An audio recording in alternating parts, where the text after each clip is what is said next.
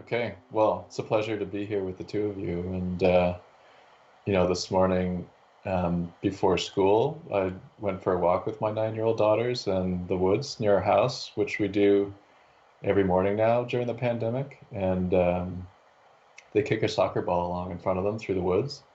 And one of their favorite places is at the top of this bank that has about a 150-yard drop and a set of stairs. And so they kick the ball to the top and then kick it over the lip, and the ball just bounces down the stairs and they run with it and they try to keep it on the path and it bounces off the walls and everything. And when it gets down to the bottom of the field, they can play in this open field with this ball that they're getting to know better.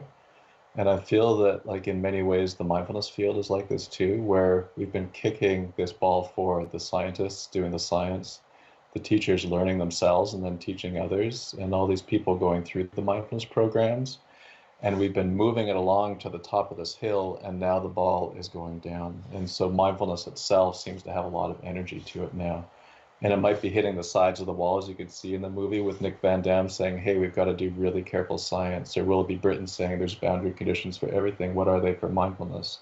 And we need that sort of thing to keep us on track and to help us move forward to this place where we truly understand what mindfulness is and who it can help and how it can help. So just want to really appreciate you, Shannon, for the work that you did in this film to be able to guide the viewers down this path, to look at it from different angles, from the science or from the teachers or from the people who went through it, including yourself. So really excited to be here with the two of you. And I think, as everybody watching this knows, Shannon is the creator of this film. She's an award-winning director of two internationally acclaimed documentaries.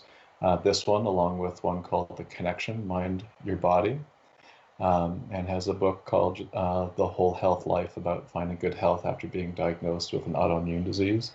And then we're also joined by Dr. Judson Brewer, MD, PhD, and associate professor at the School of Public Health at Brown, as well as in psychiatry as well. And he's a neuroscientist, done some really interesting work on how meditation influences the brain, but he's also very practical as a clinician and has developed approaches, including a few different apps, to use mindfulness to help people eat more healthily, to quit smoking, and to release themselves from feelings of anxiety too, which is particularly important during this time. I've been asked to facilitate some conversation between the two of you, and delighted to do that. So ready to get started? Ready. Great, great. So, I think one thing that really gave me pause at the beginning of the movie, Shannon, was when you talked about, you know, with fruits and vegetables, we kind of know what to do there. That, they have these guidelines like, having 10 fruits and vegetables a day are really good for physical health, or exercising 30 minutes a day, 5 days a week at a moderate or vigorous level. It's pretty clear on that. But what should the regimen be for mental health? And so, Shannon, I think you mentioned just before we got on the call, you're almost at day 1,000 of your year of living mindfully now. Was it 993 94, I think days? we said, Oh, yeah, when I 94. calculated it.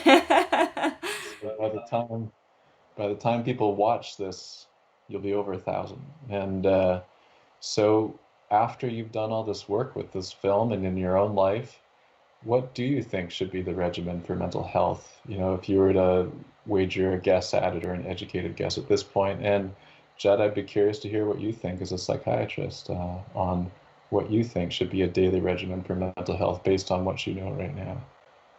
Can we start with Judd on that? Because I want to know what he's going to say. Well, I would say, you know, just probably similar to dietary recommendations, everything seems to be moving more and more toward individualization, because statistics are good for populations, but not necessarily as good for individuals. So here I wonder, I mean, I don't have a solid answer for this, but what I would say is I think the more we can learn about the individual, and the more we as individuals can learn about our own minds, that's going to be like learning ourselves the difference between what it feels like to eat junk food versus eating, a whole food plant-based diet, or having blueberries versus gummy bears or something like that. where, our bodies are really, really wise, and they can tell us, through feedback, like, ugh, or, oh, yum, what that's like. And I think in that sense, that's how we individualize health, is by listening to the wisdom of our own bodies. And I would say mental health probably could follow that same type of guideline, where, we can look to see what's helpful and what's not helpful. And as a place to help us start exploring, I think, obviously I'm biased, but I think mindfulness is a really good place for us to learn about our own minds and our own bodies. So, my prescription would be, get to know thyself, and that'll help us all. And then, use some of these scientific studies and things like that as a guideline to say, well, it seems like at a population level, this is worth exploring for me. Let me see if it actually works for myself. Yeah, so I really meticulously documented my own experience throughout my year of living mindfully, and documented the effects at a dose level. So I noticed when I was meditating using an app for 20 minutes a day, there were these little noticeable differences. And I noticed that I was less reactive to my emotional responses, and all the usual stuff that you hear about when people, begin meditating on a regular basis. But when I went up to 45 minutes a day as part of MBSR, I noticed a difference in the clarity of my own mind. It was really quite noticeable, just jumping up to that extra amount of time each day. And then, of course, when I went on my silent retreat, it was like that same effect was just amplified. It was really extraordinary. And so for my own dose now, I set a 45-minute goal. I aim to sit for 45 minutes. I don't always achieve that. And I, in some ways I'd like to find more time. But, and I also now, go to a silent retreat at least once a year. So that's what I've kind of, I suppose, prescribed myself for my own training. But I know you guys, who are at the forefront of the research, are kind of interested in this dose question, and whether or not we will get to that level of being able to prescribe mandated time. Mm-hmm. Yeah. I mean, it's a good question right now. And I think, Shannon, as you talked about, you went through that year trying different forms, different delivery systems of mindfulness, whether it's through apps or MBSR or the 10-day silent retreat. And Judd, I know you've had different teachers in your life and gone to different forms of retreat and different daily practices. And so curious from each of you, what do you feel has been your most powerful form of mindfulness training of the different ones that you've tried? You want me to start? I'm such a beginner. Because I'm still, I'm so naive. In comparison to you two who have been at it for decades, I feel like any response that I'll give will be woefully inadequate. I've only ever been on, a few retreats, and I've only ever been on one 10-day silent retreat, let alone, a more intensive retreat. So you have 994 days under your belt. Yeah, but I mean, I guess the thing that happens when you begin training, mindfulness training, and I do really think of it as training, is that the more you know, the more you realize you don't know, and the more practice you have to do. Which is why at the end of the film, it's my life of living mindfully, not my year of living mindfully. Yeah. I totally agree with that. Even having, practiced for a while, it does seem like the more I learn that I, don't know much. And really? Even now? You're I'm aspiring to have decades under my belt. Are you telling me that I'm going to get there and still have more questions? Yeah, I used to, I think maybe it was my Western mindset where I was kind of approaching it at the beginning as, I got to get somewhere. And now it really feels like it's and you're talking about this, the lifelong journey.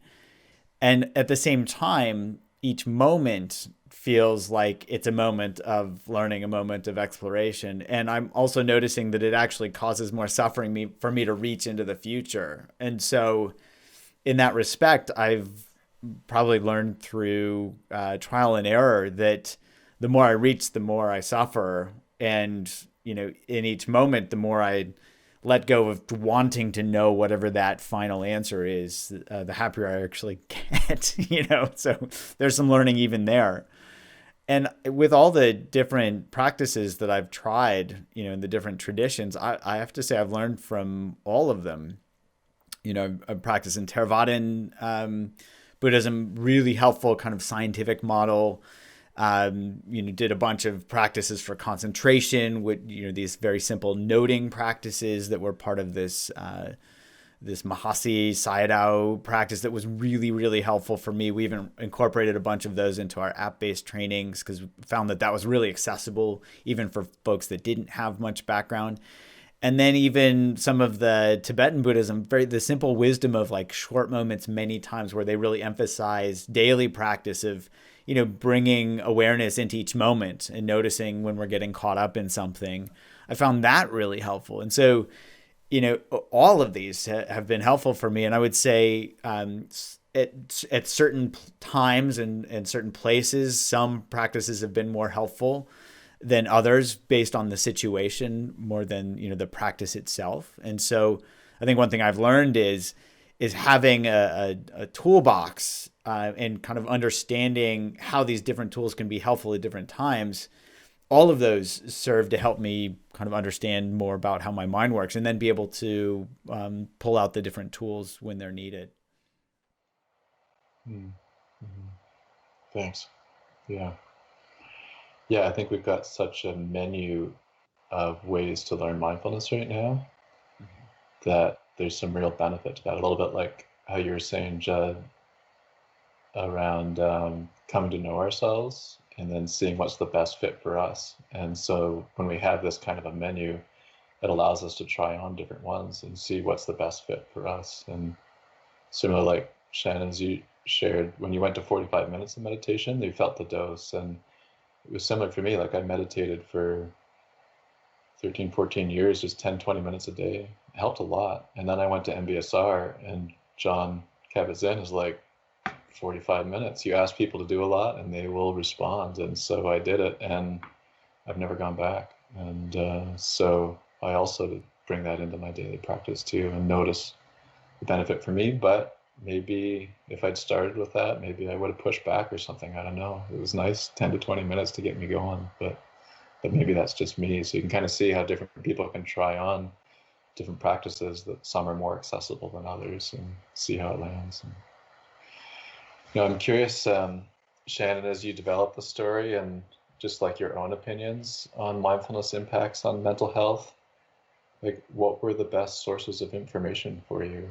I saw that you interviewed scientists and mindfulness teachers and people who went through it themselves, but what did you find most influenced you in terms of giving you the best sources of information? And similar with Judd, what have been the biggest sources of inspiration to you about the impacts of mindfulness on well-being, either in your own life or in your patients' lives? The best sources of inspiration or information?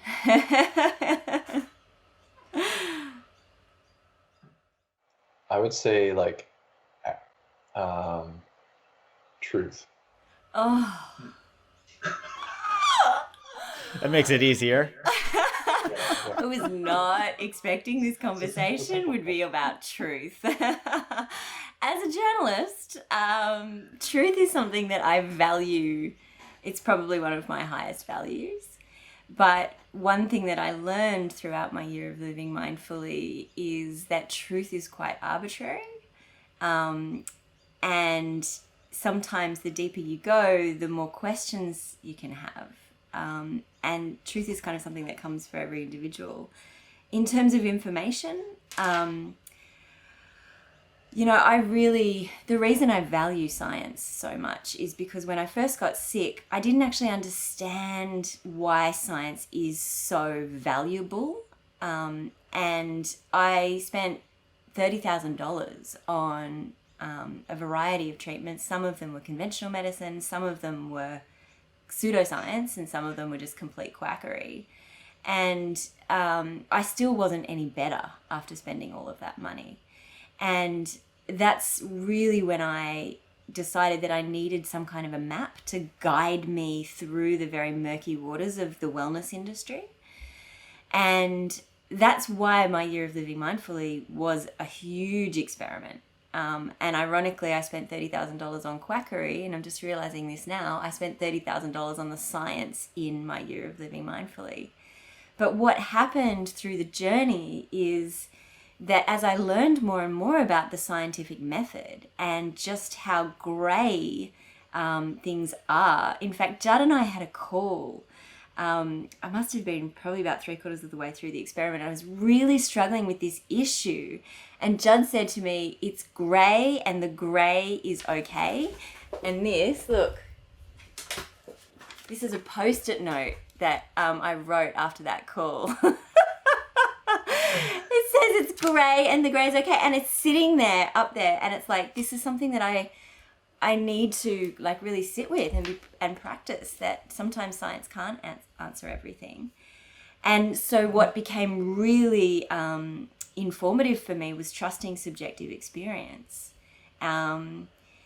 So at first it was the science, and then it became, in terms of the source of information, it became my own experience. Yeah. As for the inspirational side of things, I can talk about that till the cows come home, but I think you've all seen the film, so you kind of get the picture. That's wonderful. I love that sticky note. The gray is okay. I'll just add briefly, the sources of information that I explored, I was actually looking at some of I was trying to get at the source information. So, obviously the origins of all this stuff were oral traditions before paper was even invented, but eventually written down. So I found actually that information from a theoretical perspective really helpful. And it actually formed the basis for a number of the scientific hypotheses that my lab formulated, and then we could test in modern day science. So I thought that was really neat, that source of information from this ancient psychology that we could actually test with modern day experiments. And then from an inspiration perspective, I have to say, there's some teachers and some individuals that I've met that they just exude wisdom, and they are some of the most inspirational people. I just think of them and instantly I am motivated to practice, because it's not even like, I want to be like that person, but just the way they are in the world, it just exudes inspiration for practice and just being a better person. So I think some of the people, and they don't even, these are the folks that often don't talk much. They just, some of my teachers were just phenomenal in this respect, where they're the humblest people I know and the most inspirational people I know. So, information from some of these sources, and then the inspiration from these people. Mm-hmm. Thank you. Yeah. Yeah, I mean, I think as we're, talking about like the gray areas and the, some of the frontiers.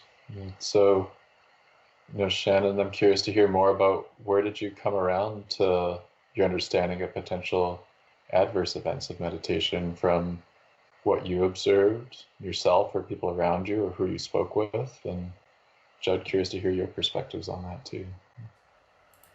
Yeah, this is something that I really turned my mind to a lot, the adverse side of things. The Nicholas Van Dam's Mind the Hype paper was actually like a huge bomb went off in my inbox when it arrived, because up until that point, I had just read all the positive side of mindfulness, and I hadn't realized that there's, we still need a lot more quality evidence, the kind of randomized clinical trials that Judd's been doing and others have been doing. We need a lot more of that. And Nicholas really emphasized to me that we still have a lot of research to go in the sort of the scheme of things. Like, we've now got, actually, after a conversation with Nicholas that I followed up with him, I went back and I looked at, well, how come we've got this amazing body of evidence that can inform, the recommendations on things like diet, exercise, and sleep? And when you look at the timeline of events, you see that, sleep research started when there was, when we started learning about REM sleep, which was multiple decades ago. Exercise research started coming online, I think it was like the late 1920s, once universities started establishing particular hubs within the university to study exercise physiology. And the same with diet as well. And mindfulness research, as Judd talks about in the film, has really only been around for a couple of decades, isn't it, Judd, in that context? So that opened my eyes, and then that naturally led to adverse events. And pretty much everybody I spoke to was really happy to talk about that really important aspect of it. And what I ended up concluding for myself is that when I'm learning mindfulness, I'm looking for teachers who have been teaching for a very, very long time, who have a very rigorous practice themselves, and ideally some form of clinical psychology. Particularly if I was really struggling with my mental health, I think that's the kind of teacher I'd be looking for. Yeah. Yeah, and I'll just add briefly I think it's really important that we study, adverse events. This is something that, is built into psychopharmacologic research, looking for side effect profiles and things like that. I think it's really important to study those things. It's something that, those are things that we collect in our studies. Eric, I know you collect those in your clinical trials as well. And I think it's also, from a pragmatic perspective, it's really helpful for clinicians to be educated about what types of things to be on the lookout for if they have patients who happen to be going through a mindfulness-based program, so that they don't freak out when one of their patients is freaking out, and they can actually provide that foundational support and know where to find research, or know where to find some references or some help if they don't feel comfortable themselves, as compared to just shipping somebody off to the emergency department or something. And sometimes that's, if somebody's really in bad shape, that's obviously the right thing to do. But as a clinician, I find it really helpful to have, my own practice, because then, I can really approach, my patients who might be struggling from an experiential standpoint, where not only can I empathize with them a bit, but also have a better sense of the territory. And I think any clinician that is working with patients who are going through mindfulness programs, the only way they're going to get a sense of the territory, really, is by doing their own practice. You can read things in books, but it's not the same. It's not the same as really having the experience oneself. And I think this is where, retreat centers are, they have folks that are experienced in these realms that can help support people as they go through retreat. And one thing that's really interesting, there's this saying, you both probably know this, the only way out is through. And so, for example, with the studies we do with anxiety, anxiety is not a pleasant state to have. Yet, if we are always running away from our anxiety, it's going to be harder to work with it. And I think this is true for many things, and so sometimes as we go through, mindfulness teaches us to turn toward our experience. As we turn toward our experience, it can feel uncomfortable. And I think this is also a gray area in research. One thing that we really have to explore is, does discomfort equal an adverse event, or is that actually a sign of growth, or is it both? So I think this is a place where we're going to keep, as a field, we're going to have to keep really exploring these questions and exploring, what constitutes an adverse event, what constitutes growth, and most importantly, what's going to make sure everybody is safe as they go through their own experiences.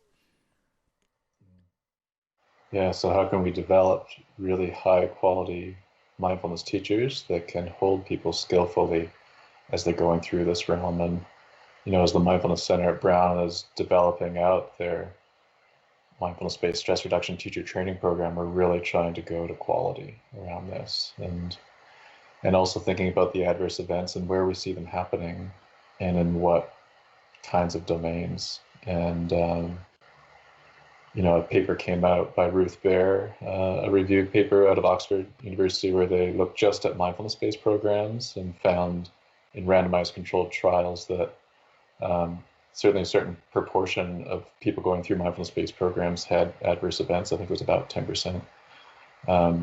And in the control groups, it was the same percent that also had adverse events, because adverse events happen.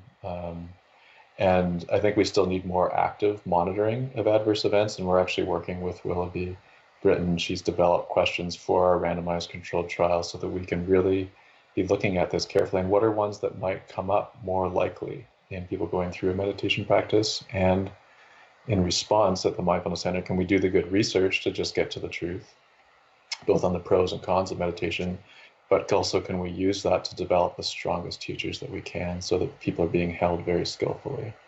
And with Judd's apps, one of the things that I really appreciate about his apps is it's not just static material that people are consuming, but he also has regular in-person synchronous check-ins with a skilled teacher, so that we can be learning things 10 minutes a day at whatever time works, but we also have a resource of a skilled teacher to go to for times of questions and stuff. So I think his approach with his Unwinding Anxiety app or his Eat Right Now app or Craving to Quit apps have been really skillful in that regard too. Shannon, I thought towards the end of the movie where you had the really deep dig into the refugee camp with the East African refugees and working with the group there. It was very inspiring and also very interesting to see how it adapted to that particular culture and that particular moment in history and what they're experiencing. And so I'd be curious to hear more about what you think is the potential of mindfulness in racially and ethnically diverse folks and in diversity as a whole, whatever is coming up in people's lives. How flexible is mindfulness to meet people where they're at, wherever they are, and whoever they are? Yeah, we were talking earlier about inspiration and the work that's being done by Amit Bernstein and his amazing team at the University of Haifa really is my inspiration. I'm really dedicated to helping that team continue their research work. I think, I really looked long and hard for evidence-based programs, any kind of evidence-based program that could be delivered at scale to refugees and asylum seekers, because if you look at every single study that's being published at the moment about the mental health of refugees is concluding that they're woefully neglected. And although there's really extraordinary work being done by NGOs and various other organizations to support the physical needs for many of these people, even the well-intended, very kind workers who are going in there offering, creative writing programs or support groups or whatever, that's got a really important place. But I think that we also need science to get in there, and we need evidence-based programs to really help these people who are severely traumatized and struggling. So then you see Amit Bernstein and his team, and they are going in with randomized clinical trials. They have this program that is really, they have drawn from the high quality mindfulness research and other programs for trauma. And they've put together this 9-week program. And it blew me away, because it was the moment that I realized that mindfulness could cross culture, it could cross circumstances, and it could cross continents. And when Mogus Tweldy Kidane, who was the Eritrean asylum seeker we featured as a case study, said to me that for him mindfulness was medicine, it really it really landed for me. And one thing that we couldn't put in the film because of time was this refugee, Dawit Habtai, who was the program's cultural liaison. And he himself had been a child soldier, and he had some form of psychology training as well. So he was kind of working in his community. And he said to me, and he was an asylum seeker as well. And he said, if somebody offered me 10,000 Israeli shekel or mindfulness training, I would take the mindfulness training, because it is the first time that somebody has shown me how I can help myself. And as a white, privileged, educated woman who lives in a peaceful country, up until that moment, I'd been like, what can I do? What can I give you? How can I help? Thinking that I needed to fundraise for them, or I needed to give them resources, or I needed to somehow find visas for them to get to peaceful countries, and safe places. And when Dawit said that to me, I realized that people just want the tools to be able to help themselves. And that's really where I see a role for mindfulness. Okay. Yeah, thank you. I think Jeff Prue, who's one of the faculty members at the Mindfulness Center, he's Native American and is working with Native American tribal nations to really introduce them to like a stripped down MBSR, and then for them to build it up themselves. And they're talking about how they're indigenizing MBSR right now. And it's beautiful to watch and to see. And so I really appreciate how we can see people from different cultures and different parts of the world really making it their own, using these community-based participatory research practices where they're working hand in hand with the cultures to build it to best suit them. I think maybe the last question is just curious about, what are you most excited about in the realm of mindfulness? Like, what do you think are its biggest potentials and emerging areas that people watching this film would like to know about? I'll throw that one to Judd.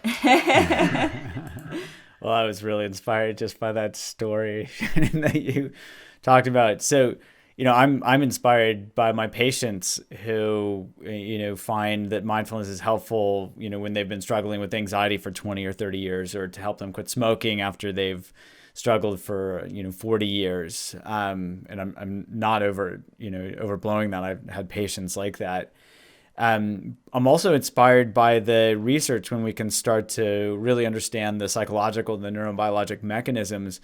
I think those pieces are going to help us see, for whom and what conditions mindfulness is helpful and where it's not helpful. So that'll help things a lot. I think it'll also help us start to personalize these trainings as well, where we can find specific elements that are helpful for specific individuals, as compared to taking what's largely been a one-size-fits-all approach so far. That's a really good place to start, but now we can start to individualize. So I'm really, I'm inspired by by watching people, have transformations in their lives. I'm inspired by seeing how far the science has moved just in the last couple of decades. And I'm most excited about both of those things, seeing that the science move forward and seeing this help people at a population level through individual practice. Yeah, I think as the Mindfulness Center has been going through its strategic planning process, we've come up with 3 main goal areas. And one is research, the best research we can do. The second one is teaching, innovative teaching, developing mindfulness instructors to be able to hold participants really skillfully. And then the third one is impact, global impact, to be able to allow mindfulness to reach those who it can well serve. And just want to thank you, Shannon, for really contributing particularly to the impact piece, that you've done a very nice job of synthesizing the research and the teachers and the participants themselves going through this and being able to present it in a way that I think a lot of people are really going to appreciate and value. So thank you, Shannon. Thank you both for joining this conversation today too. Thank you. Thanks. Thank you.